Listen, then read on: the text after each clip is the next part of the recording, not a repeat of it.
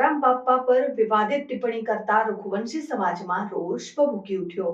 તાજેતરમાં વડતાલ સ્વામિનારાયણ સંપ્રદાયના સ્વામી જ્ઞાન પ્રકાશે સુરતના અમરોલી ખાતેના સત્સંગમાં જલારામ બાપા અંગે વિવાદિત ટિપ્પણી કરતા આ ટિપ્પણીને કારણે સમગ્ર લોહાણા સમાજમાં ભારે આક્રોશ જોવા મળી રહ્યો છે। આ નિવેદન બાબરના તમામ લોહાણા સમાજ સહિત અન્ય સમાજના લોકો તેમજ અલગ અલગ સંસ્થાઓ મળીને બાબર લોહાણા સમાજના આગેવાનો પણ વિવાદાસ્પદ સ્વામીને બોધપાઠ આપવા તૈયારી આદરી હોય તેમ બાબર મામલતદાર કચેરી ખાતે આવેદનપત્ર આપવામાં આવ્યું હતું અને સ્વામીના આ નિવેદનને સખત શબ્દોમાં વખોડી કાઢ્યું હતું અને કહ્યું હતું કે જ્ઞાન પ્રકાશ સ્વામી રૂબરૂ વીરપુર જલારામ બાપાના મંદિરે જઈ માફી માંગે તેવી માંગ કરી હતી।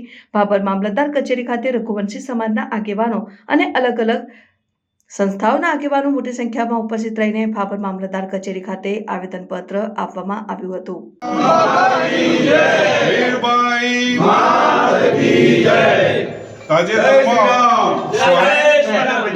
તાજેતરમાં વડતાલ સ્વામિનારાયણ મંદિરના સ્વામી જ્ઞાન પ્રકાશ દ્વારા જે એક જલારામ બાપા વિશે નિવેદન કરવામાં આવ્યું, એમનું કહેવું એવું હતું કે ગુણાતીતાનંદ સ્વામીએ એમની પ્રેરણાથી જલારામ બાપાનું સદાવ્રત ચાલુ થયું।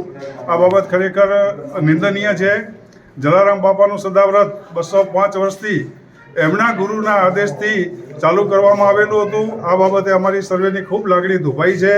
અમારી સર્વેની માગણી છે કે સ્વામી માફી માગે, જલારામ મંદિરમાં વીરપુર ધામ જઈ અને એમણે એમની પોતાની ભૂલ સ્વીકાર કરે અને એમણે જે પુસ્તકમાંથી આજે વાંચીને એમના કહેવા મુજબ મેં પુસ્તકમાંથી વાંચીને નિવેદન આપ્યું છે, તો આ પુસ્તકના ઉપર પણ સરકાર પ્રતિબંધ મેલે એવી અમારી સૌની લાગણી અને માગણી છે।